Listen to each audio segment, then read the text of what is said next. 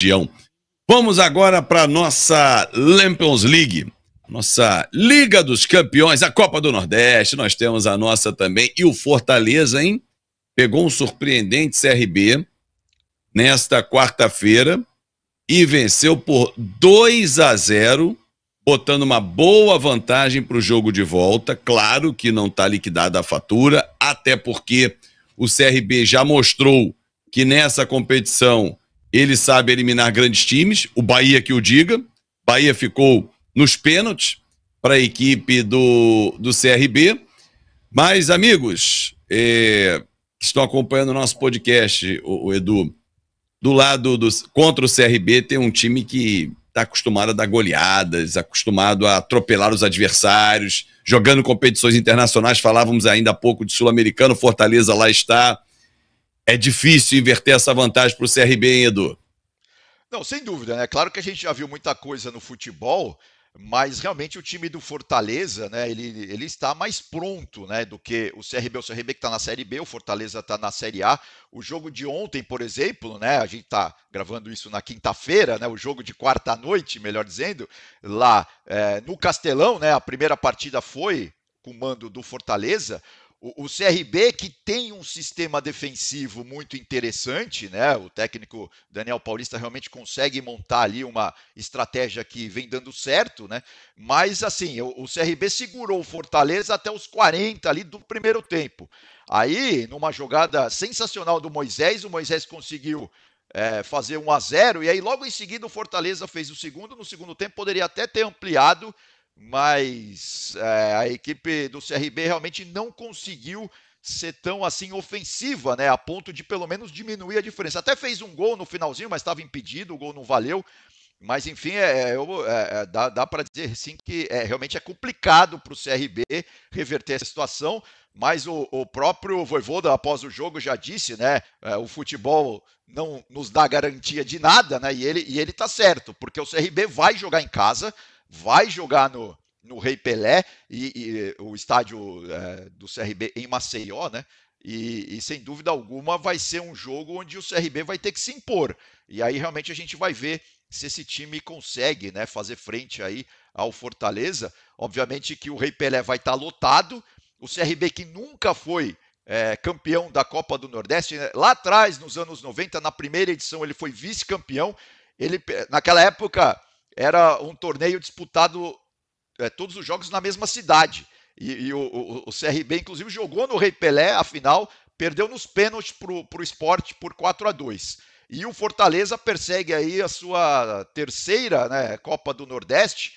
Lembrando que nessa competição os times da Bahia, o Sport e o Bahia, têm 4 títulos. Eles são os times que mais venceram até aqui. Mas nos últimos anos, Fábio, só tem dado quase equipes do Nordeste, né? O ano passado, 23, o Ceará venceu. Em 22, havia vencido o Fortaleza. Em 21, o Bahia quebrou essa série aí de times cearenses, porque em 2020 o Ceará havia ganho e em 2019 o Fortaleza havia ganho. Ou seja, nos últimos 5 anos aí, 4 times cearenses, né? 2 vezes o Ceará, 2 vezes o Fortaleza, e só em 2021 o Bahia, que venceu o Ceará na final, né? Ou seja, o futebol cearense aí nos últimos 5 anos podemos dizer assim, está conquistando aí uma certa hegemonia aí na Copa do Nordeste. Até por conta da força, né? Em especial o Fortaleza, né?